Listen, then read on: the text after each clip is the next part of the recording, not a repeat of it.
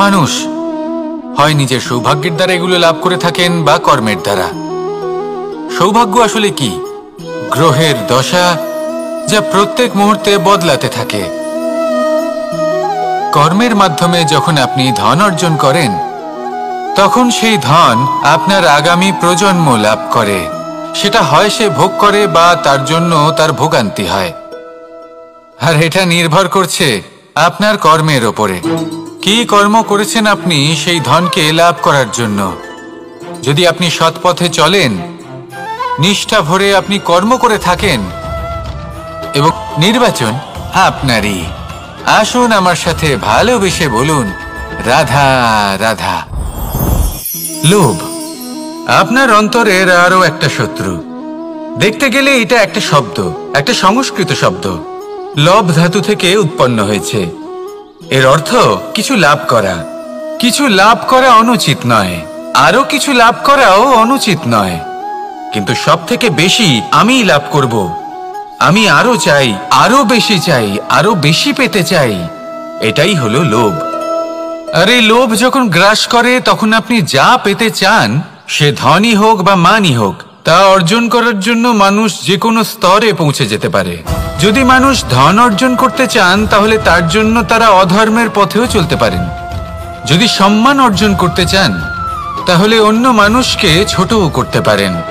শেষ পর্যন্ত আপনার এটা মনে হতে পারে যে যদি একটু অল্পই প্রাপ্ত করতাম, কিন্তু ভালোবেসে প্রাপ্ত করতাম, এই জীবন আরো অনেক বেশি সুখী হতো। লোভ আপনার জীবনে, আপনার মনে কখন যে প্রবেশ করবে সেটা আপনি জানতেও পারবেন না। তাই এটা চিনতে শিখুন আর তৎক্ষণাৎ জীবন থেকে বাইরে ফেলে দিন।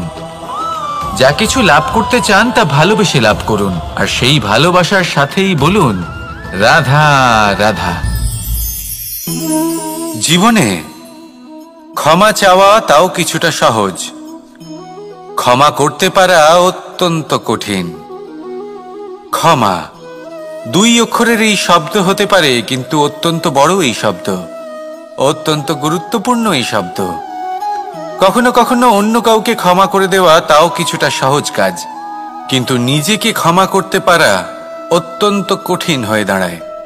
অতীতে যদি আমাদের এমন কোনো ভুল হয় যে কারণে আমরা নিজেকে ক্ষমা করতে পারি না, অনেক সময় এমন কিছু ভুল করে বসি যে বিষয় শুধু আমরাই জানি, কিন্তু আমরা নিজেকে ক্ষমাই করতে পারি না। আর আমাদের বিকাশ সেখানে স্তব্ধ হয়ে যায়। কারণ যদি আপনি ক্ষমা করতে না শেখেন, নিজেকে ক্ষমা যদি না করতে পারেন, তাহলে তা আপনার জীবনের সব থেকে বড় বাধা হয়ে দাঁড়াবে।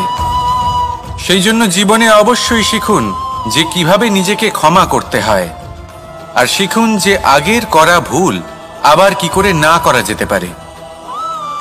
এই মন হালকা হবে আর প্রসন্ন হয়ে বলবে, রাধা রাধা। এই সংসারে যখনই কোনো সমস্যা আসে, তখন আমরা আমাদের সব থেকে বড় সম্বলের কাছে আশ্রয় খুঁজি, তা হলো আমাদের বিশ্বাস। এবার প্রশ্ন হলো এটাই যে এই বিশ্বাস কার উপর করা যেতে পারে? পরিবারের ওপর, বন্ধুর ওপর, নাকি তাদের ওপর বিশ্বাস করা উচিত যাদেরকে আমরা কখনো সঙ্গ দিয়েছি? দেখুন, এই সংসারে বিপদের সম্মুখীন হলে কে আপনাকে সাহায্য করবে সেটা নির্বাচন করা আপনার হাতে নেই। সেটা সেই সকল ব্যক্তির উপর নির্ভরশীল যে তারা আপনাকে সাহায্য করবে নাকি করবে না। অর্থাৎ যখনই কোনো বিপদ আসে, সর্বপ্রথম তার সম্মুখীন আমাদের নিজেকেই হতে হয়, আর তার জন্য প্রস্তুত থাকা প্রয়োজনীয়। সেই শক্তি, সেই সাহস অর্জন করা প্রয়োজনীয়। দেখুন, যখনই অন্ধকার আসে, তখন সবার আগে কে আপনাকে ত্যাগ করে চলে যায়? আপনার নিজেরই ছায়া। এই অন্ধকারের সম্মুখীন হতে হয় অন্তরের প্রদীপের দ্বারা, অন্তরের আত্মা দ্বারা। তবেই আপনি অন্ধকারের ওপর জয়লাভ করতে পারবেন। সেই জন্য যে বিপদই আসুক না কেন, নিজেকে তার জন্য প্রস্তুত রাখা উচিত। সেই সাহস নিয়ে আসুন। এমন কোনো বিপদ নেই যা আপনাকে ভেঙে দিতে পারে। আসুন আমার সাথে ভালোবেসে বলুন, রাধা রাধা। মানুষ সবসময় চায় যে তার জীবনে যেন কখনো কোনো সমস্যাই না আসে। সে চায় তার জীবন যেন শুধুমাত্র শান্তি এবং সুখের দ্বারা পূর্ণ থাকে। কিন্তু এই চাহিদা অনুচিত কিছু নয়। আমরা সবাই এটাই চাই যে জীবনে সুখ থাক, শান্তি থাক। কিন্তু এই কথা সবসময় মনে রাখবেন, যে সূর্য উদিত হন সংসারকে প্রকাশমান করেন, দুপুরবেলায় সংসারকে রৌদ্র প্রদান করেন, সন্ধেবেলায় তাকেও অস্ত যেতে হয়। এবার আমাদের জীবন চক্র কিছুটা এরকমই। কোনো কিছুই চিরকাল একরকম থাকে না। কখনো এই নদীকে দেখুন, যা বয়ে চলেছে। এই নদী যা বয়ে চলেছে তার পথেও অনেক বিপদ আসে। বড় বড় পাথরের সম্মুখীন হয়ে তাকেও সামনে এগিয়ে যেতে হয়। একটি পুকুর যা চারদিক থেকে ঘেরা, তার জীবনে কিন্তু কোনো সমস্যা নেই। কিন্তু এই সংসারে পুকুরের পুজো করা হয় না, পুজো করা হয় নদীকে। মনে রাখবেন, সমস্যার ঊর্ধ্বে তিনি উঠতে পারেন যিনি সমাধি লাভ করেছেন, যিনি এই সংসারেই নেই। যিনি এই সংসারে আছেন এবং জীবিত আছেন, তার জীবনের সমস্যা হলো শ্বাসবায়ুর মতোই গুরুত্বপূর্ণ। আসুন আমার সাথে ভালোবেসে বলুন, রাধা রাধা। আজ আমি আপনাকে একটা ছোট্ট কাহিনী শোনাবো। একবার আমি, রাধা আর দাদা, আমরা তিনজনে মিলে লুকিয়ে একটা উপবনে গেলাম আম পেড়ে খেতে। অনেক পরিশ্রম করে আমরা ওখানে পৌঁছলাম আর আমরা আশ্চর্যচকিত হয়ে গেলাম এটা দেখে যে এবার তো আম পাকেইনি। এবার দাদা কি করলেন, একটা আম পাড়লেন আর সেটা চাখলেন, আর উনি নিরাশ হয়ে পড়লেন। উনি বললেন যে এটা তো খুবই টক। তারপর রাধা একটা আম পাড়ল আর সেটা চেখে দেখল, আর রাধা উৎসাহিত হয়ে পড়ল। আমি রাধাকে জিজ্ঞেস করলাম, কি হয়েছে, তুমি এত উৎসাহিত কেন? তখন রাধা বলল যে এবার এত বেশি টক আম হয়েছে যে এগুলো দিয়ে আমরা আচার বানাবো। তাহলে দাদা ওখান থেকে বেরিয়ে গেলেন নিরাশ হয়ে এবং খালি হাতে। রাধাও ওখান থেকে বেরিয়ে গেল কিন্তু উৎসাহিত হয়ে, আর অনেকগুলো কাঁচা আম সাথে নিয়ে। এর থেকে আমরা কি শিক্ষা পেতে পারি? যে প্রত্যেকটা স্থানে এমন কিছু রয়েছে যেখান থেকে আমরা কিছু একটা শিক্ষা লাভ করতে পারি, যা আমাদেরকে বিকাশের পথে নিয়ে যেতে পারে। এই শিক্ষা প্রত্যেক স্থানে আছে। সবকিছু আমাদের দৃষ্টিভঙ্গির উপর নির্ভর করছে। যখনই আমাদের জীবনে, আমাদের সম্পর্কে কোনো সমস্যা, কোনো বিপদ আসে, তখন বেশিরভাগ মানুষ সেই বিষয় নিয়ে দুঃখী হয়ে পড়েন। আর কিছু মানুষ এমনও থাকেন যারা শেষ পর্যন্ত তার সমাধান করেন, বিপদকে পরাজিত করেন, সম্পর্কগুলিকে আবার জুড়ে দেন। যদি আপনি সুখের খোঁজ করেন তাহলে আপনি সুখ অবশ্যই পাবেন, প্রসন্নতা অবশ্যই পাবেন। যদি আপনি দুঃখ খোঁজেন তাহলে দুঃখ অবশ্যই পাবেন। এবার আপনি কি খুঁজতে চান, সেই চয়ন আপনারই। আসুন আর আমার সাথে ভালোবেসে বলুন, রাধা রাধা। কখনো কোনো প্রজাপতিকে উড়তে দেখেছেন? কি সুন্দর উড়ে বেড়ায় সে, এক ফুল থেকে অন্য ফুলে, এক পাতা থেকে অন্য পাতার উপর। কিন্তু সে কিভাবে উড়তে শেখে কখনো ভেবেছেন? জন্ম থেকেই কিন্তু প্রজাপতির ডানা থাকে না। ও কিন্তু ছোট্ট একটা ডিমের আকারে জন্ম লাভ করে। তারপর সেই ডিমটি ভেঙে একটি কীট বাইরে আসে। আস্তে আস্তে সে বড় হয়, ওর শক্তি বৃদ্ধি পায়। তারপর সে সেই কীট দশা ত্যাগ করে নিজের ডানাগুলি মেলে। এই প্রক্রিয়া তার কাছে সরল নয়, অত্যন্ত যন্ত্রণাদায়ক প্রক্রিয়া, কিন্তু সে সেই যন্ত্রণা মেনে নেয়। আর তারপর আস্তে আস্তে সে উড়তে শেখে। শুধুমাত্র আকাশে উড়ে বেড়ায় তা নয়, আমাদের মনের মাঝে উড়ে বেড়ায়। এবার এই ডিম থেকে প্রজাপতি হয়ে ওঠার যে যাত্রা, এটা যতটা কঠিন, ততটাই কঠিন হয় এই সংসারে শ্রেষ্ঠ কর্ম করা, ততটাই কঠিন হয় এই সংসারে মহান হয়ে ওঠা। সেই জন্য প্রয়োজনীয় প্রচেষ্টা এবং সময়। নিরন্তর প্রচেষ্টা করতে থাকুন, পর্যাপ্ত সময় নিন, এবং আপনি নিজেকে এই আকাশে উড়ন্ত অবস্থায় পাবেন। আসুন আমার সাথে ভালোবেসে বলুন, রাধা রাধা, রাধা রাধা। আপনারা হয়তো ভাবছেন কি আশ্চর্য ব্যাপার, প্রত্যেকবার আমি কথা শেষ হওয়ার পরে রাধা রাধা বলি, এইবার আমি আগেই বলে দিলাম। কারণটা কি? কারণ হলো অত্যন্ত বিশেষ। প্রত্যেকবার কথা সমাপ্ত হবার পরে আপনাদের সবার মধ্যে ভালোবাসা বিতরণ করতে চাই, তাই রাধা রাধা বলি। কিন্তু এইবার এই নতুন এবং বিশেষ সূত্রপাতে প্রথমে প্রেম বিতরণ করা অত্যন্ত আবশ্যক। এবার একটা বিষয় আছে যা জানেন হয়তো সকলেই, কিন্তু বুঝতে খুব কম জন পারেন। এই প্রেম, এই আনন্দ, এই সকল কিছুর সূত্রপাত হয় নিঃস্বার্থ আবেগের দ্বারা।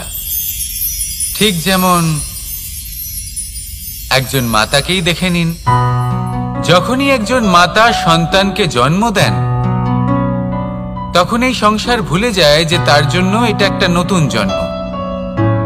কারণ একজন নারী তখন একজন মাতৃরূপে নতুন ভাবে জন্ম নেন। একজন নারী স্ত্রী ও গৃহবধূ রূপে কিছু অধিকার লাভ করে থাকেন, কিন্তু তিনি যখন মা হয়ে যান তখন তিনি শুধুই দান করতে শেখেন।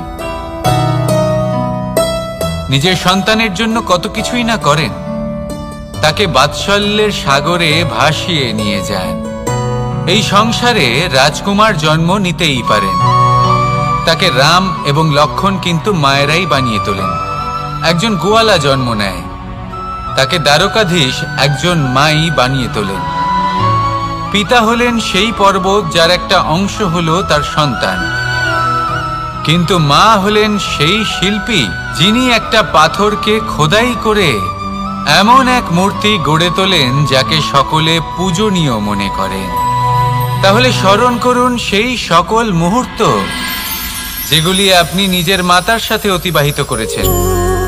অনুভব করতে পারবেন যে কিভাবে এক মুহূর্তেই এই মন প্রফুল্ল হয়ে ওঠে। এবার এর কারণ কি? এর কারণ হলো এই জীবনের আসল দ্বারই হলো মমতা।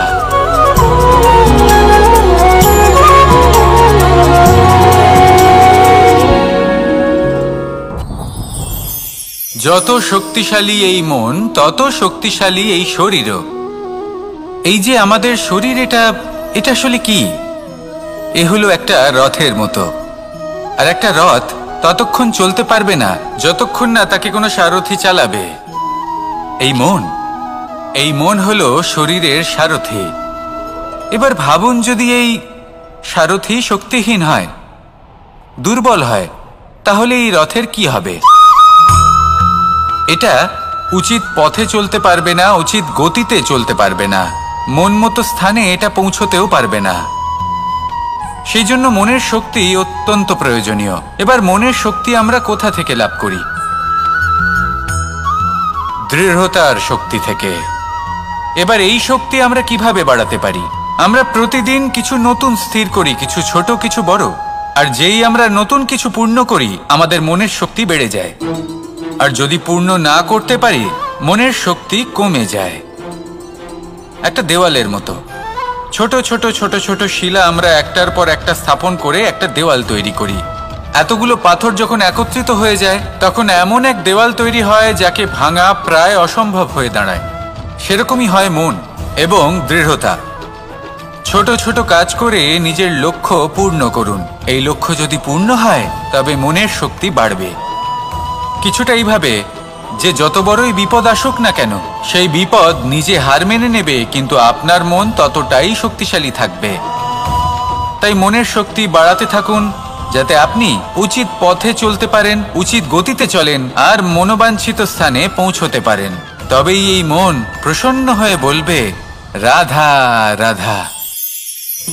আমি রাধাকে ভালোবাসি, আর এই কথাটা সমগ্র সংসার জানে। আর সময় অন্তরে লীলার দ্বারা, বিভিন্ন ঘটনা দ্বারা, কর্মের দ্বারা আমি নিজের এই ভালোবাসা রাধার সামনে প্রকাশ করি। এবার আপনি বলবেন, এসবের কি প্রয়োজন? রাধা কি এই কথা জানে না যে কৃষ্ণ তাকে কতটা ভালোবাসে? অবশ্যই জানে, কিন্তু এই যে ভালোবাসা, তা মনে রেখে দেওয়ার জন্য নয়, তা প্রকাশ করার জন্য। আর বারংবার এই ভালোবাসাকে প্রকাশ করা উচিত, উচিত সময় এবং উচিত সুযোগ দেখে। কিরকম? এবার যদি আপনি প্রেমীর সাথে কোনো উৎসবে থাকেন তাহলে তার সাথে নৃত্য সঙ্গীত করুন। যদি ভিড়ের মাঝে থাকেন তখন প্রেমীকে সম্মান করুন, একান্তে প্রসাধন করুন।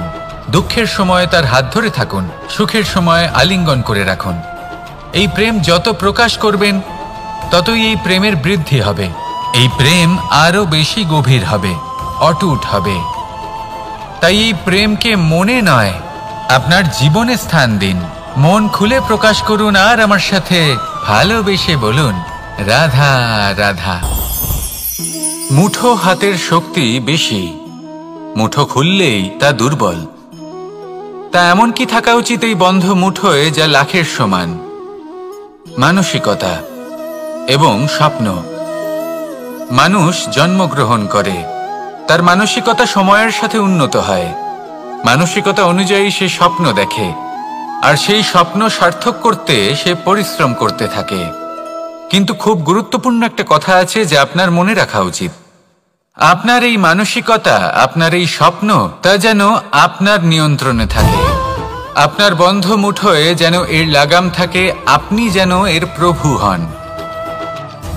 যদি তা হয় তবেই আপনি লাভবান হবেন। যদি এরা আপনাকে নিয়ন্ত্রণ করতে থাকে, যদি আপনার মুঠো খুলে যায়, না পথ আপনার নিয়ন্ত্রণে থাকবে, না মানসিকতা থাকবে, না স্বপ্ন নিয়ন্ত্রণে থাকবে। আর যদি তাই হয় তাহলে আপনি আপনার ভবিষ্যৎ নষ্ট করে ফেলবেন। তাই নিয়ন্ত্রণ করতে শিখুন নিজের বিচার বুদ্ধি, নিজের মানসিকতা, নিজের স্বপ্নকে। নিজের এই স্বপ্ন পূরণ করুন আর আমার সাথে ভালোবেসে বলুন, রাধা রাধা।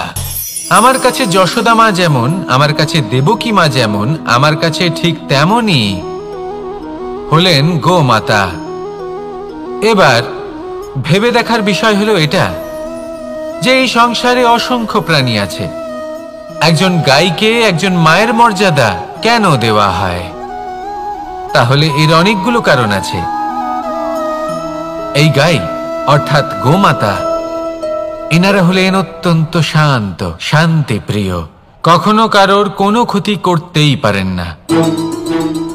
গোমাতা যে দুধ নিজের বাছুরকে পান করান সেই দুধই আমাদেরও দেন। সেই দুধ পান করে আমরা শক্তি লাভ করি। এই দুধ থেকে আমরা মাখন, ঘি, পায়েস, এইসব সুস্বাদু খাবার লাভ করি। গোমাতার গোবর আমাদের জ্বালানি হিসেবে সাহায্য করে, যার ফলে খুব কম সংখ্যক কাঠ ব্যবহার করা যায় এবং বেশিরভাগ জঙ্গল সুরক্ষিত থাকে। গোমাতার গোমূত্র, সেটাও আমাদের কাছে লাভজনক। এর দ্বারা আমরা অনেক রোগ থেকে মুক্তি লাভ করতে পারি। গোমাতা যখন একটি বাছুরকে জন্ম দেন তখন সেই বড় হয়ে আমাদের ক্ষেত কর্ষণ করে। সেই জন্য গাইকেও জীবনে মায়ের মর্যাদা দেবেন। যতটা সম্ভব তাকে সেবা করুন এবং ভালোবেসে তাকে পালন করুন। এই মন নিজে থেকেই প্রসন্ন হয়ে বলবে, রাধা রাধা। চলতে থাকা, থেমে যাওয়া, বিশ্রাম নেওয়া, তারপর দম নিয়ে পুনরায় দাঁড়িয়ে পড়া, আর তারপর আবার সেই পথ চলা। এটা জীবনের অভিন্ন এক অঙ্গ, এটার থেকে আপনি পালাতে পারবেন না। কিন্তু এই অঙ্গকে আপনি নিজের জীবনে কিভাবে প্রয়োগ করবেন, কিভাবে তাকে কাজে লাগাবেন, সেই সিদ্ধান্ত আপনাকে নিতে হবে। যারা হেরে যান তারাও জীবনে থমকে যান, আবার যারা জেতেন তারাও দাঁড়িয়ে পড়েন। যারা হেরে যান তারা হাঁপিয়ে দাঁড়িয়ে পড়েন, যারা জিতে যান তারা দাঁড়িয়ে পড়েন সেই সর্বোচ্চ স্তরে পৌঁছে গিয়ে। এবার দাঁড়াতে তো আপনাকে হবেই, তা হতেই হবে। কিন্তু কখন, কিভাবে দাঁড়াবেন, ক্লান্ত হয়ে নাকি সর্বোচ্চ স্তরে পৌঁছে গিয়ে, সেই সিদ্ধান্ত আপনার। অবশ্যই দাঁড়িয়ে পড়ুন, কিন্তু ক্লান্ত হয়ে নয়, কারণ আপনাকে পুনরায় দাঁড়িয়ে পড়তে হবে, পুনরায় যাত্রাপথে এগোতে হবে এবং সর্বোচ্চ স্তরে পৌঁছতেই হবে। রাধা রাধা। স্বপ্ন, আমরা জীবনে স্বপ্ন দেখতে থাকি, সেটা পূরণ করার পূর্ণ প্রয়াস করে থাকি। কিন্তু এই স্বপ্ন পূরণ না হওয়ার পরিস্থিতিতে আমরা ভেঙে পড়ি, ছিন্ন বিচ্ছিন্ন হই। আর তারপর এই বোঝা আমরা আগামী প্রজন্মের ওপর রীতিমতো চাপিয়ে দিই। আমরা এটাই মনে করি যে আমরা যেটা হতে পারিনি সেটা আমাদের সন্তান অবশ্যই হবে। আমরা যা কখনো পাইনি আমাদের সন্তান অবশ্যই তা পাবে। এটা যে অনুচিত সেটা আমরা ভাবি না, কিন্তু এটা ভুল। আর এই ভুল আমরা সকলেই করে থাকি। সন্তান প্রকৃতি আর পরমাত্মার আশীর্বাদ। ওদের ভেতরে তাদের নিজের একটা অস্তিত্ব লুকিয়ে থাকে, সেটা মন দিয়ে। রাধা রাধা। এই পুকুর দেখছেন আপনি? পুকুরের জল কখনো প্রবাহিত হয় না, একই স্থানে জমে থাকে। আর সেই কারণে কিছুদিন পর ময়লা হতে শুরু করে। কিন্তু তাও আমরা একে ত্যাগ করি না, আমরা তবুও একে পুজো করি। শুধুমাত্র এই কারণে নয় যে অতীতে সে আমাদের তৃষ্ণা মিটিয়েছে, কিন্তু এই কারণেও যে যদিও বা সে ভবিষ্যতে আমাদের তৃষ্ণা না মেটায়, কিন্তু প্রয়োজন হলে আগুন অবশ্যই নেভাতে পারে। ঠিক সেই রকমই হয় আমাদের সম্পর্ক। সম্পর্ক যা আমরা বহু বছর পরিশ্রম করে তৈরি করি, যে দরকার পড়লে আমাদের সহায়ক হয় কোনো না কোনোভাবে। সেই জন্য সম্মান করতে শিখুন এই সম্পর্কগুলিকে। শিখুন এই সম্পর্কগুলিকে অটুট রাখতে। কথায় কথায় এই সম্পর্কগুলিকে ভেঙে দিতে শিখবেন না। রাধা রাধা। বিষ, এই শব্দটা শুনলেই মনে অনেক কল্পনা জন্ম নেয়। কল্পনা অসহ্যকর তিক্ততার, কল্পনা অত্যন্ত বেদনাদায়ক মৃত্যু। এবার যদি আপনাকে জিজ্ঞেস করা হয় যে সবচেয়ে বিষাক্ত বিষ কোনটা, তাহলে আপনি কি বলবেন? কেউ বলবে সর্পের বিষ, কেউ বলবে কাঁকড়া বিছের, কেউ বলবে কালকিউটের বিষ। কিন্তু না, এই সমস্ত রকম বিষ সেই বিষের সামনে টিকতে পারবে না যাকে আমরা বলে থাকি কানের মধ্যে ঢালা বিষ। শুনতে অত্যন্ত মিষ্টি, কিন্তু তিক্ততায় অত্যন্ত বিষাক্ত। পেটের মধ্যে যাওয়া এই বিষ শুধুমাত্র একটি মানুষের মৃত্যুর কারণ হয়, কেবল একটি। কিন্তু কানের মধ্যে ঢালা এই বিষ একাধিক সম্পর্কের নাশ করতে পারে। আর এটাতে সেই ব্যক্তির ভুল নেই যে আপনার কানে বিষ ভরেছে। আপনি তাকে দোষ দিতে পারেন না। এখানে দোষ আপনার নিজের, যে এই বিষকে আপনি নিজের উপরে প্রভাব ফেলতে দিয়েছেন। এই বিষকে সুযোগ দিয়েছেন আপনার ক্ষতি করতে। এটা আপনার ভুল। সেই জন্য কুমন্ত্রণায় কখনো কান দেবেন না। আপনার মনে ভালোবাসার দৃঢ়তা জাগিয়ে তুলুন আর নষ্ট করে দিন এই সংসারের সমস্ত বিষের প্রভাবকে। রাধা রাধা। জীবন, আমাদের এই জীবন, সুখ আর দুঃখ, এই দুইয়ের মিশ্রণ। এদের সংমিশ্রণই জীবনের ভারসাম্য বজায় রাখে। এখন এই সুখ, সুখ এমন এক বস্তু যাকে সবাই খুঁজে চলেছে। দুঃখ এমন এক অনুভূতি যা সবার কাছে আছে। আমাদের প্রত্যেকের জীবনে সুখ আর দুঃখ আসতে থাকবে আর যেতেও থাকবে। এটা অবশ্যই জীবনে থাকবে, কিন্তু সফলতা এটা সবার জীবনে আসে না। কেন? কারণ এই সফলতা সুখ আর দুঃখের দ্বারা প্রাপ্ত হয় না। সফলতা প্রাপ্ত হয় নিজের উপরে বিশ্বাস করতে থাকলে। আকাশের ওই সূর্যকে দেখুন, সূর্যের বিশ্বাস আছে নিজের উপর যে সে সমস্ত জগৎকে আলোকিত করতে পারবে। নিজের প্রথম রশ্মি দিয়ে অন্ধকারকে দূর করতে পারবে। সূর্য এই বিশ্বাস নিয়েই আসে আর কিছুক্ষণের মধ্যেই সমস্ত সংসার থেকে অন্ধকারকে বিনাশ করে ফেলে সে।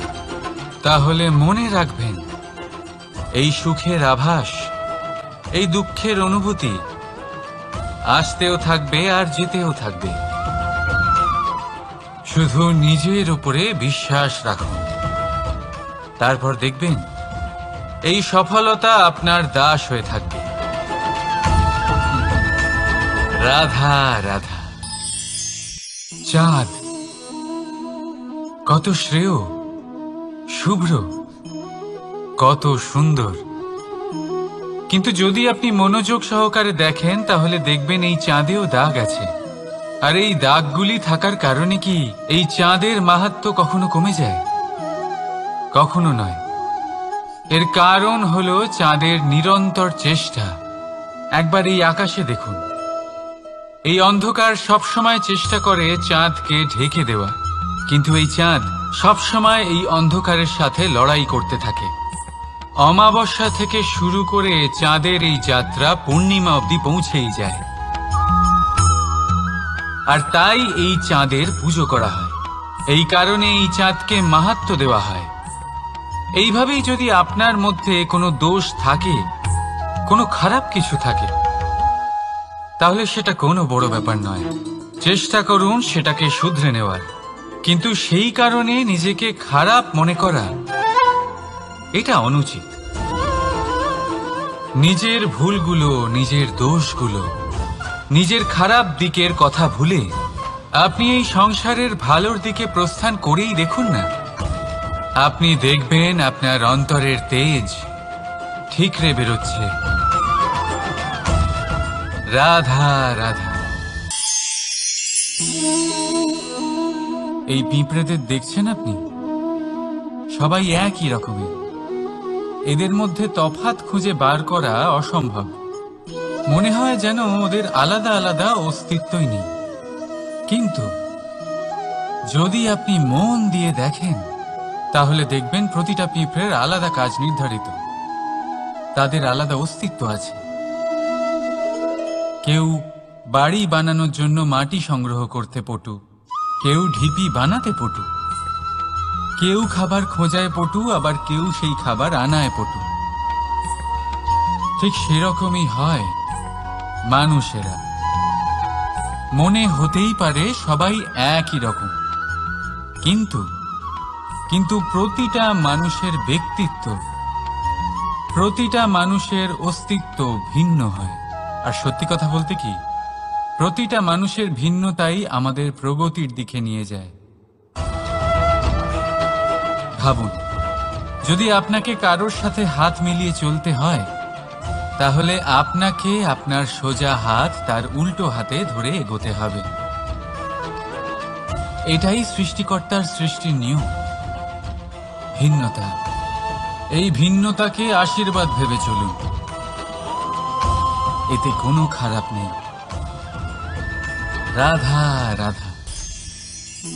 দাদা আমাকে বহুবার জিজ্ঞেস করেন যে কানাই, তুমি রাধার সাথে এই সংসারকে প্রেম শেখাতে এসেছো, তাহলে কেন তুমি রাধাকে এত বিরক্ত করো?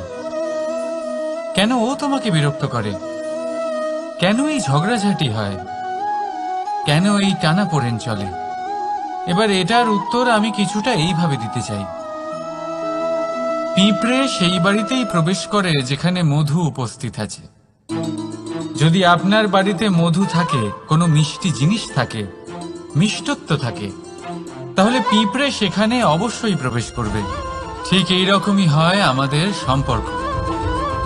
এর মধ্যে ছোটখাটো ঝগড়াঝাটি, টানাপোড়েন, রাগ করা, মন ভাঙানো, এই সব তো চলতেই থাকে। বিশেষ করে সেই সম্পর্কগুলিতে যেখানে মিষ্টত্ব আছে। মনে রাখবেন, যেই সম্পর্কে কোনো খুনসুটি নেই, রাগ করা, মান ভাঙানো নেই, কোনো ছোটখাটো ঝগড়াঝাটি নেই, সেই সম্পর্ক শুধুমাত্র মস্তিষ্ক দিয়ে পালন করা হচ্ছে, মন থেকে নয়। তাই মন থেকে ভালোবাসতে শিখুন। আর এই ছোটখাটো ঝগড়াঝাটির, এই অম্ল মধুর খুনসুটির আনন্দ উপভোগ করুন, কারণ এতেও ভালোবাসা আছে। রাধা রাধা। এই পুস্তক বড়ই কাজের জিনিস। কাহিনী হোক, কবিতা হোক, স্মৃতি হোক, এতে যাই লিখে দেবেন তা ভবিষ্যতের পুঁজি হয়ে যাবে। কিন্তু যদি কখনো এমন হয় যে এই পুস্তক ময়লা হয়ে যায়, বা যদি কোনো পাতায় আপনি ভুল করে কালি ফেলে দেন, বা কোনো বাক্য লিখতে গিয়ে আপনি ভুল করে ফেলেন, তাহলে আপনি কি করেন? সেই পুস্তক কি আপনি তুলে ফেলে দেন? না, তাই তো? শুধু একটা পাতা ছিঁড়ে ফেলেন যাতে সেই পুস্তক সঠিক থাকে, সুন্দর হয়ে ওঠে। এই পুস্তকের মতোই হয় আমাদের সম্পর্ক। তার সেই এক পাতা, একটা ভুল। তাই যে কোনো সম্পর্কে যদি কারোর কোনো ভুল হয়ে গিয়ে থাকে, তাহলে সেই ভুলকে সম্পর্ক থেকে দূরে করা সঠিক হবে। সেই ভুলকে ভুলে যাওয়াই সঠিক হবে। সেই সম্পর্ক ভাঙা নয়, সেই সম্পর্ক সামলে রাখুন। কারণ ভুল তো সবার দ্বারা হয়। যদি এরকম করেন, তবেই জীবনরূপী পুস্তক আরো সুন্দর হয়ে উঠবে। একে অপরকে ক্ষমা করতে শিখুন। একে অপরের ভুলকে ভুলে যেতে শিখুন। তারপর দেখবেন এই জীবনে আরো আনন্দ আসবে, আর এই সম্পর্ক নিঃশ্বাস নিতে থাকবে। রাধা রাধা।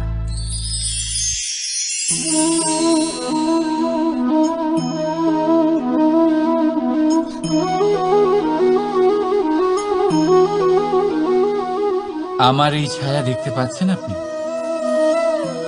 প্রকাশের স্রোত যখন মধুর আর দূরে থাকে, তখন এই ছায়া লম্বা হয়ে যায়।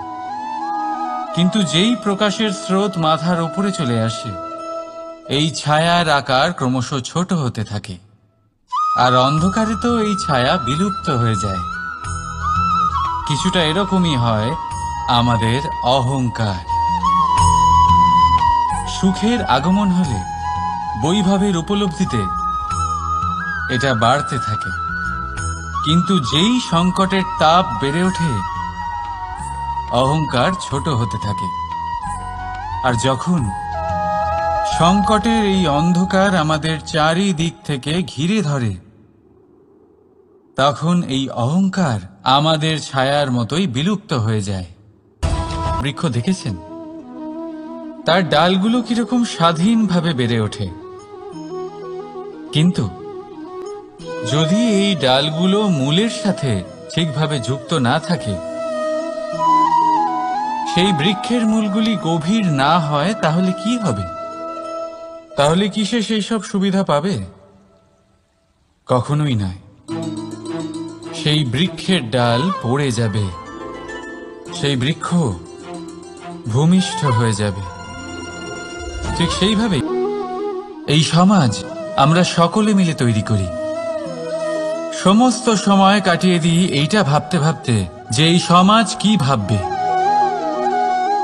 আমার কি করা উচিত, আমার কি ভাবা উচিত, কি পড়া উচিত, কোনটা সঠিক কোনটা ভুল। যদি আমি এটা করি, তাহলে কয়েকজনের এটা মনে হবে না তো যে আমি খারাপ, যখন আমি তা নই? মনে ভয় উৎপন্ন হয় সেই কয়েকজন মানুষের জন্য। তার কারণ হলো আমরা আমাদের মনের কথা শুনতে পাই না, না শুনতে পারি, না বলতে পারি, আর না করতে পারি। সেই কয়েকজন মানুষের ভয় আমরা খারাপের বিরোধিতা করা ছেড়ে দিই। কিন্তু কখনো নিজেকে জিজ্ঞেস করুন, শেষ পর্যন্ত কারা এই কয়েকজন মানুষ? এই সংসারে প্রতিটি মানুষেরই নিজের আলাদা আলাদা ব্যক্তিত্ব আছে, আলাদা দৃষ্টিভঙ্গি আছে। তাই যদি আপনি এটা ভাবেন যে আপনি সবাইকে খুশি করতে পারবেন, তাহলে আপনি ভীষণ বড় ভুল করছেন। জীবনে কর্ম তাই করুন যাতে আপনার অন্তরাত্মা সন্তুষ্ট হয়। আর অন্তরাত্মা সন্তুষ্ট তখনই হবে যখন আপনার কর্ম শুভ হবে। তাই নিজের মনের কথা শুনে এই সংসারে শুভ কর্ম করতে থাকুন, তবেই এই সংসারের কর্মে আপনি সার্থক হবেন। রাধা রাধা। এই পাতাকে দেখুন, কত কোমল, কত শীর্ণ। যদি এর উপরে একটুও জোর খাটান বেঁকে যাবে। পাতা তো এরকমই হয়, একটু জোর খাটালেই তা বেঁকে যায় এদের নমনীয়তার জন্য। কিন্তু ওদের এই নমনীয়তার জন্য ঝড়ে বিপর্যয়ে ওরা ভেঙে পড়ার থেকে বেঁচে যায়। যদি এদের বদলে কোনো দৃঢ় বৃক্ষ হয়, তখন হাওয়ার তীব্র গতি সে সহ্য করতে পারে না, তার সম্মুখীন হতে পারে না, ভেঙে পড়ে যায় সে। ঠিক সেই রকমই হয় আমাদের সম্পর্ক। যদি এর মধ্যে সেই নমনীয়তা না থাকে, অহংকারের দৃঢ়তা থাকে, সেই সম্পর্ক নষ্ট হয়ে যায়। তাই আনুন এই নমনীয়তা আপনার সম্পর্কে, যাতে কাল যদি কোনো সমস্যা এসে দাঁড়ায়, এই সম্পর্ক যেন না ভেঙে যায়। একবার ওই আকাশের দিকে তাকান, সূর্য চন্দ্রকে দেখে নত হয়ে যায়।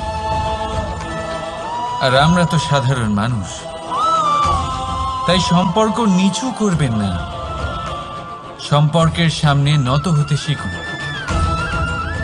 রাধা রাধা। প্রেম, আমরা সকলে প্রেম করি, প্রেম পাওয়ার চেষ্টা করতে থাকি। আর এমনও অনেক মানুষ আছেন যারা প্রেম অর্জন করেও ফেলেন, কিন্তু সেখান থেকে শুরু হয় এক নতুন অধ্যায়ের। আচমকা দুই প্রেমীর কিছু অনুচিত বলে মনে হতে থাকে। আচমকা দুজনে নিজেদের অস্তিত্ব নিয়ে বিচলিত হতে থাকেন। এবার এমন হলে কি করা যেতে পারে? এই হলো চুন।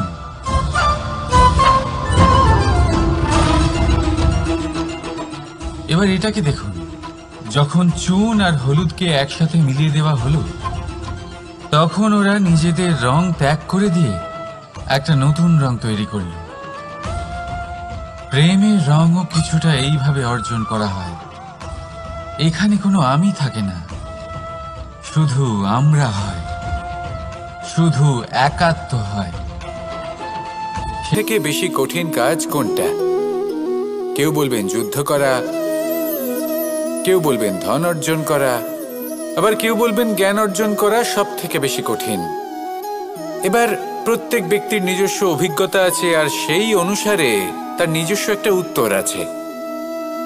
সাধারণভাবে দেখতে গেলে এই সংসারে সব থেকে কঠিন হলো তপস্যা করা, অর্থাৎ সব কিছু ত্যাগ করে তপস্যায় নিজেকে বিলীন করে দেওয়া।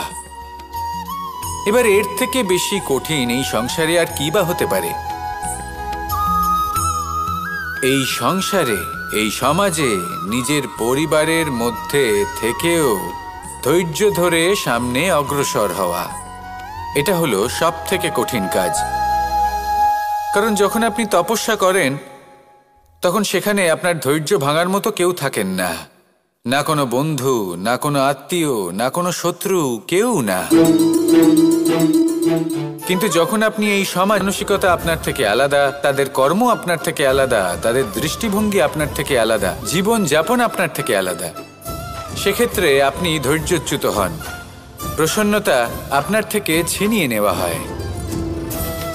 সেই জন্য এই সংসারে, এই পরিবারের থেকেও ধৈর্য ধরে সামনে অগ্রসর হওয়া কোনো পর্বতের শিখরে গিয়ে তপস্যা করার থেকেও অনেক বেশি কঠিন।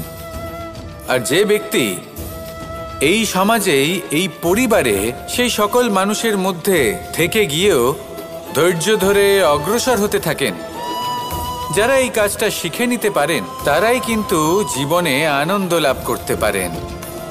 এই ধৈর্যই শেষে আপনার জীবনে প্রসন্নতা বহন করে আনবে। তাই ধৈর্য ধরে জীবনের পথে অগ্রসর হন, আর আমার সাথে ভালোবেসে বলুন রাধা রাধা। এই জীবনে তিনটি গুরুত্বপূর্ণ শব্দ আছে যা বোঝা আমাদের কাছে খুব গুরুত্বপূর্ণ, এবং এই তিনটি শব্দের নিজস্ব অর্থ আছে। প্রথম হলো সঙ্গবদ্ধতা, অর্থাৎ একসাথে মিলে কাজ করতে হবে, একসাথে মিলে পরিশ্রম করতে হবে, সামনে এগোতে হবে। এরকম করতে পারলে আপনার শক্তি বৃদ্ধি পাবে, আপনার ক্ষমতা বৃদ্ধি পাবে, আপনি এগোতে পারবেন এবং অনেক দূরে যেতে পারবেন। দ্বিতীয় হলো আত্মবিশ্বাস। হেরে যাওয়া বস্তুও আবার জিতে নিতে পারবেন। যদি আপনার নিজের আত্মবিশ্বাস থাকে তাহলে আপনি কখনো পরাজিত হবেন না। এবং তৃতীয় হলো অহংকার। জয়লাভ করার পরেও কিন্তু এটা আপনাকে পরাজিত করতে পারে। সেই জন্য জীবনে সঙ্গবদ্ধ হন, আত্মবিশ্বাস রাখুন, কিন্তু কখনোই অহংকার করবেন না। এই অহংকার আপনার থেকে সব কিছু কেড়ে নিতে পারে। এই অহংকারের জন্যই মথুরাপতি কংস নিজের পতনের দিকে অগ্রসর হয়েছিলেন। এই অহংকারকে ত্যাগ করুন আর আমার সাথে ভালোবেসে বলুন, রাধা রাধা। আমরা যখনই কোনো গাছের চারা রোপণ করি তখন সবার আগে পরীক্ষা করে দেখি যে যেখানে আমরা চারা রোপণ করতে চলেছি সেখানকার মাটি আদৌ উর্বর কিনা, সেই মাটি সেই চারাকে বাড়তে সাহায্য করবে কিনা। যখন একটা চারা রোপণের আগে আমরা এত কিছু ভাবতে পারি, তাহলে কাউকে বিশ্বাস করার আগে আমরা কেন ভাবি না? জীবনে কখনো এই বিশ্বাসরূপী চারা কোথাও রোপণ করার আগে বোঝার চেষ্টা করুন যে যার ওপর আপনি বিশ্বাস করতে চলেছেন সে কি আদৌ আপনার বিশ্বাসের যোগ্য কি না। ভেবে দেখুন সেই ব্যক্তি ভবিষ্যতে গিয়ে আপনার বিশ্বাস ভাঙতে পারে কি না। এটাও ভেবে দেখুন যে যাকে আপনি বিশ্বাস করতে চলেছেন তাকে আপনি বিশ্বাস করলে নিজের জীবনের উদ্দেশ্যে আপনি অগ্রসর হতে পারবেন কি না। আর তার জন্য প্রয়োজন সঠিক সিদ্ধান্ত, পরখ করা, কোনটা উচিত কোনটা অনুচিত সেটা বোঝা। আর তাতে কিন্তু আপনি সন্দেহবাতিক হবেন না, তাতে আপনি আরো নিপুণ হয়ে উঠবেন। তাই যদি আপনি নিপুণ হয়ে উঠতে চান তাহলে বোঝার চেষ্টা করুন, পরখ করে দেখুন, কোনটা উচিত কোনটা অনুচিত বুঝুন। আর বিশ্বাস তখনই করুন যখন আপনি 100% নিশ্চিত হবেন যে সে বিশ্বাসের যোগ্য। আসুন আমার সাথে ভালোবেসে বলুন, রাধা রাধা। রাধা কখনো কখনো আমার জন্য বড়ই সুগন্ধি আতর নিয়ে আসে, পারিজাত ফুলের মালা নিয়ে আসে আমার প্রসাধন করবে বলে, এবং আমার সব থেকে বেশি প্রিয় মাখন নিজে হাতে বানিয়ে আনে আমাকে নিজে হাতে খাইয়ে দেবে বলে, সবকিছু আমাকে প্রসন্ন করবে বলে। কিন্তু আপনি কখনো ভেবেছেন যে এই আতর কিভাবে বানানো হয়? সহস্র ফুলের পাপড়ি একসাথে পিষে নিতে হয়, তারপরে তার থেকে যে রস নিঃসৃত হয় সেই রস দ্বারাই আতর তৈরি হয়। অনেক সংখ্যক ফুলকে অসীম যন্ত্রণা ভোগ করতে হয়, তবে তারা আমার প্রসাধন সামগ্রী হয়ে উঠতে পারে। দুধ থেকে মাখন তৈরি করার জন্য কতটা পরিমাণ মন্থন সহ্য করতে হয় সেটা আপনি জানেন। ঠিক সেই রকমই হলো আমাদের জীবনও। বিপদও আসে, কঠিন পরিস্থিতিও আসে, এর সম্মুখীন হতে শিখুন। মনে রাখবেন আপনি হলেন সেই দুধ যাকে মন্থন সহ্য করতে হবে মাখন হয়ে ওঠার জন্য। মনে রাখবেন আপনি হলেন সেই ফুলের মতন যাদের পিষ্ট হতে হবে সুগন্ধি আতর হয়ে ওঠার জন্য, যাকে এই সংসার পছন্দ করে। কখনো কখনো জীবনে আপনার সাথে খারাপ শুধুমাত্র এই কারণে ঘটে যাতে আপনার শ্রেষ্ঠ রূপ এই সংসারের সামনে আসতে পারে। শুধুমাত্র কঠিন পরিস্থিতি এবং বিপদকে একটা সুযোগ হিসেবে দেখার চেষ্টা করুন। আপনার জন্য এই সংসার বদলে যাবে, সংসারকে দেখার দৃষ্টিভঙ্গি পাল্টে যাবে, আপনার ভাগ্য পাল্টে যাবে, আর এই মন প্রসন্ন হয়ে বলবে, রাধা রাধা। পাশা নামক এই খেলাটি আপনারা নিশ্চয়ই খেলেছেন, না খেলে থাকলে দেখেছেন, আর যদি দেখেও না থাকেন তাহলে নিশ্চিত রূপে শুনেছেন। মহাভারতের এই মহাযুদ্ধ কোথাও না কোথাও এই পাশা নামক খেলার কারণে হয়েছিল। পাশার এই বিচিত্র খেলা, দান, এইসবের কারণে কেউ নিজের মাথায় রাজ মুকুট পরিধান করেছিলেন, আবার সেখানেই পরাজিত হওয়ার জন্য কাউকে বনবাসও ভোগ করতে হয়েছিল। কিন্তু এই খেলা সমাপ্ত হওয়ার পরে সমস্ত ঘুঁটি আর এই পাশার ছক একই পুটলিতে স্থান পেল। এটাই হলো আমাদের জীবন। এই সংসারে আমরা জয় পরাজয়ের বিষয়ে এতটাই ভাবি, এত চিন্তা করি যে এই জীবনের খেলার আনন্দটাই উপভোগ করতে পারি না। আর অবশেষে কি হয়? কেউ জয়ী হন, কেউ পরাজিত হন, কিন্তু দুজনেই একই স্থানে পৌঁছে যান। প্রত্যেক ব্যক্তি মৃত্যুর পরে একটি নির্দিষ্ট স্থানেই পৌঁছতে বাধ্য, কিন্তু ততক্ষণ এই জীবন, এই খেলা, তার আনন্দ উপভোগ করুন। এই সংসারে সেই ব্যক্তি শ্রেষ্ঠ স্থানে পৌঁছতে পেরেছেন যিনি এই সংসারকে প্রকাশ প্রদান করেছেন, যিনি কখনো জয় পরাজয় এ বিষয়ে ভাবেননি, শুধু এই জীবনের খেলার আনন্দ উপভোগ করেছেন। এটাই আপনিও করুন আর আমার সাথে ভালোবেসে বলুন, রাধা রাধা। প্রত্যেক মানুষ নিজের জীবনে দুঃখ অনুভব করেন। প্রত্যেকের দুঃখ আলাদা হতে পারে। কারোর মনে এই দুঃখ থাকে যে সে তার বাবা মায়ের সব ইচ্ছে পূরণ করতে পারেননি। কেউ এটা ভেবে দুঃখ পান যে সে চিরকাল সদাচার করেছেন, সৎকর্ম করেছেন, কিন্তু তাও তাকে দুরাচারী বলে মনে করা হয়। কেউ এটা ভেবেও দুঃখ পান যে তার সামনে যে ব্যক্তি রয়েছেন তার চোখে তিনি শত্রু হয়ে উঠেছেন বা দুষ্ট হয়ে উঠেছেন, যেখানে তিনি হয়তো কোনো অনুচিত কাজই করেননি। এবার এই সমস্ত বিষয় নিয়ে ভেবে নিজের ব্যক্তিত্ব নিয়ে সন্দেহ প্রকাশ করবেন না। যদি নিজের ব্যক্তিত্ব নিয়ে কোনো সন্দেহ থেকে থাকে, তাহলে কর্ম সংক্রান্ত প্রশ্ন করুন যে আপনি যা করেছেন তাতে কি উচিত ছিল, কি অনুচিত ছিল। যেটা প্রয়োজন সেটা এটা বোঝার যে আপনার অন্তর্মন, আপনার বিবেক আপনাকে কি বলছে, আর আপনার অন্তর্মন আর আপনার বিবেক আপনাকে যেটা করতে বলবে শুধু সেটাই করুন। আর তারপরে এই সংসার কি বলবে, কি ভাববে সেসব নিয়ে ভাবতে যাবেন না, কারণ এই সংসার তো ঈশ্বরকেও প্রশ্ন করে থাকে, ঈশ্বরকেও দোষী মনে করে। কখনো কখনো যখন কোনো ঘটনা মানুষের ইচ্ছা অনুযায়ী ঘটে না, তখন মানুষ এটা বলে যে হে ঈশ্বর, আপনি আমার পাশে থাকলেন না, আপনি বড়ই কঠোর, এটা আপনার দোষ। যেখানে বেশিরভাগ সময় হয়তো সে নিজেই নিজের কর্মফল ভোগ করছে। আর কখনো কখনো ঈশ্বর হয়তো তার জন্য আরো ভালো কোনো পরিকল্পনা করে রেখেছেন, কিন্তু মানুষ সেটা বুঝতে পারে না। তাই দিনের শেষে যেটা প্রয়োজন সেটা হলো নিজের মনের কথা বুঝতে হবে।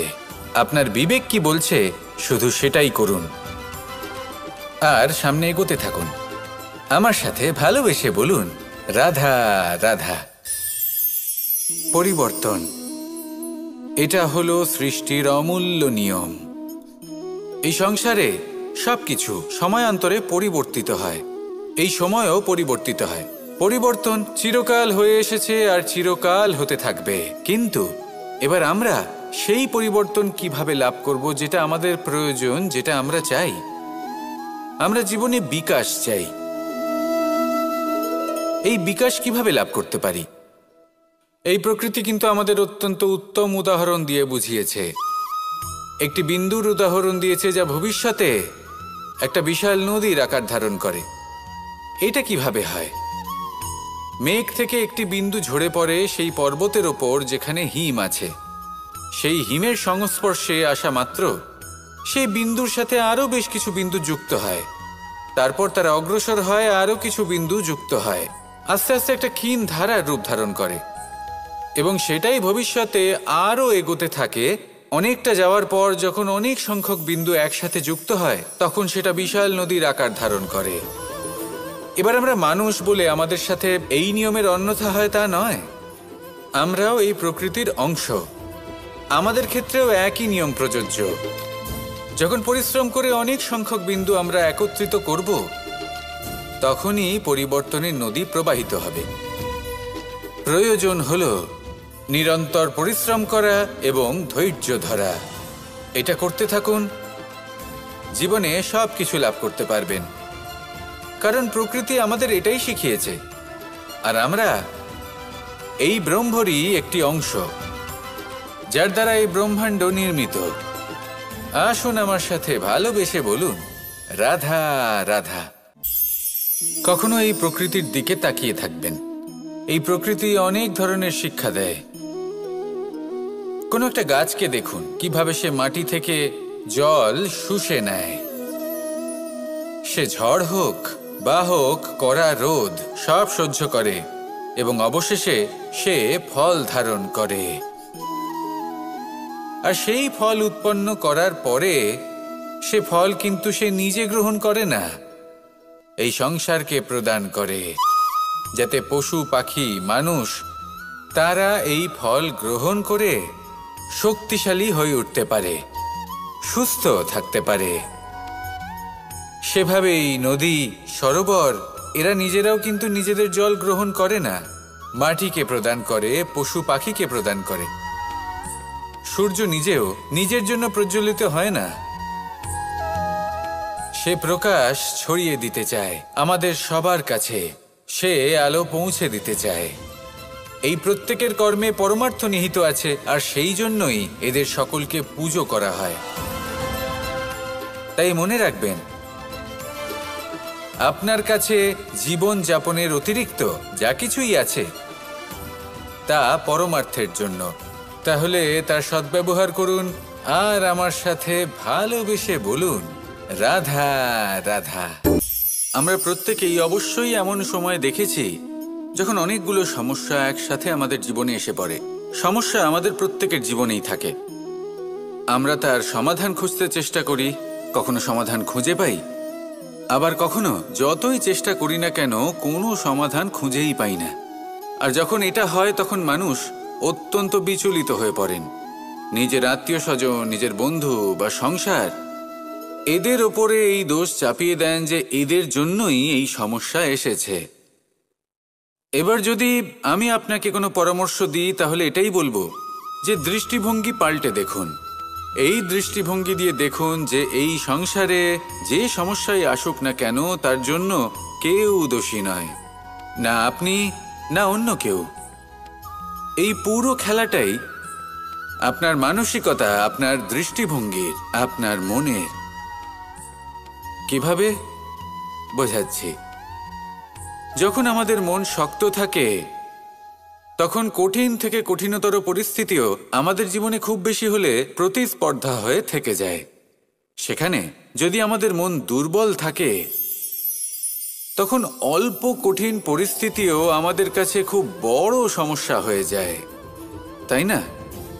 একটা শক্ত মন কঠিন পরিস্থিতিকে প্রতিস্পর্ধা হিসেবে দেখে আর তার মধ্যে ওটা সুযোগ খুঁজে নেয়। আমাদের শুধু এটাই করতে হবে। এই সংসারে অন্য কাউকে দোষী মনে করলে আপনার সমস্যা দূর হয়ে যাবে না। সেই জন্য এই সংসারকে দোষ দেওয়ার বদলে এই সমস্যার মূলে চলে যান, সেটাকে বুঝুন, নিজের এই মনকে শক্ত করে তুলুন। যদি আপনার মন শক্তিশালী হয় তাহলে এই সংসারে অনেক বড় বড় কঠিন থেকে কঠিনতর পরিস্থিতিও যদি আসে, আপনার জীবনে যতই বড় বড় সমস্যা আসুক না কেন আপনার লক্ষ্য লাভে বাধা দিতে পারবে না। আসুন আমার সাথে ভালোবেসে বলুন, রাধা রাধা। আমরা সবাই পাথর দেখেছি, পর্বতও দেখেছি, শুকনো পাতাও দেখেছি, শ্যামল বনানীও দেখেছি। কখনো ভেবেছেন পাথরের অস্তিত্ব কিন্তু ততক্ষণ পর্যন্ত যতক্ষণ সে পর্বতের গায়ে আটকে থাকে। যখন সেই পর্বত থেকে সেই পাথর ভিন্ন হয়ে যায় ও নিজের অস্তিত্ব হারিয়ে ফেলে। আস্তে আস্তে কখনো পাথর কেটে বা কখনো পিষ্ট হয়ে সেই পাথর আস্তে আস্তে মাটিতে পরিণত হয় এবং পূর্ণরূপে নিজের অস্তিত্ব হারিয়ে ফেলে। এটাই পাতার সাথেও হয়। এই পাতা যতক্ষণ গাছের ডালের সাথে যুক্ত ততক্ষণ তার অস্তিত্ব থাকে। যখনই ডাল থেকে বিচ্ছিন্ন হয় সেও নিজের অস্তিত্ব হারিয়ে ফেলে। আর এটাই আমাদের সাথেও হয়। যতক্ষণ আমরা নিজেদের আপনজনের সাথে যুক্ত থাকি আমাদের অস্তিত্ব বজায় থাকে। যখন আপনজনদের সাথে সম্পর্ক ছিন্ন করি তখন আমরাও আমাদের অস্তিত্ব হারিয়ে ফেলি। এবার এই সংসারের প্রত্যেক ব্যক্তি স্বতন্ত্র থাকতে চান, আর অনেক ব্যক্তি স্বতন্ত্র থাকবেন বলে আপনজনদের দূরে করে দেন আর তাদের সাথে এই সম্পর্ক ছিন্ন করেন। এটা কি সত্যি প্রয়োজন? আপনজনদের সাথে সম্পর্ক ছিন্ন করে নিজের অস্তিত্ব হারিয়ে ফেলা প্রয়োজনীয়, নাকি আপনজনদের সাথে সম্পর্ক বজায় রেখে নিজেদের স্বতন্ত্র করে রাখা সেটা আবশ্যক। নির্বাচন আপনারই। আসুন আমার সাথে ভালোবেসে বলুন, রাধা রাধা। আপনি কি কখনো নৌকা যাত্রা করেছেন? করে না থাকলেও নিশ্চয়ই দেখেছেন যে এই জল যা নিজের অন্তরে সব কিছু সমাহিত করে নিতে পারে, এই নৌকা সেই জলের ওপরেই ভেসে থাকে। নদীর স্রোত কাটিয়ে সে সামনে অগ্রসর হয়।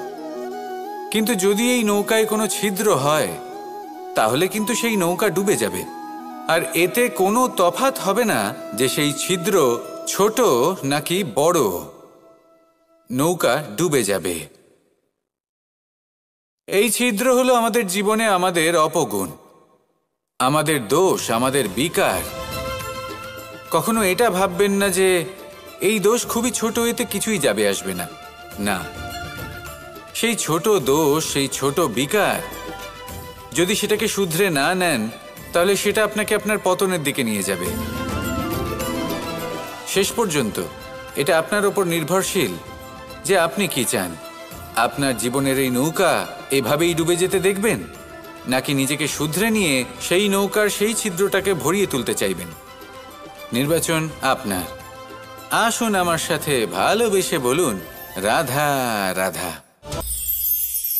জল, জলই পৃথিবীতে বেঁচে থাকার জন্য আবশ্যক তো বটেই, কিন্তু এই জল আমাদের একটা অত্যন্ত গুরুত্বপূর্ণ শিক্ষা প্রদান করে। কখনো এই জলকে দেখেছেন? যে পরিস্থিতিতেই এই জল প্রবাহিত হোক না কেন, এর উপর যা কিছুই প্রভাব থাকুক না কেন, এর পথে যতই বাধা আসুক না কেন, তার মধ্যে থেকে ও নিজের পথ ঠিক বের করে নেয়, কিন্তু নিজের প্রবাহ থামতে দেয় না, ক্রমাগত অগ্রসর হতে থাকে। সেরকম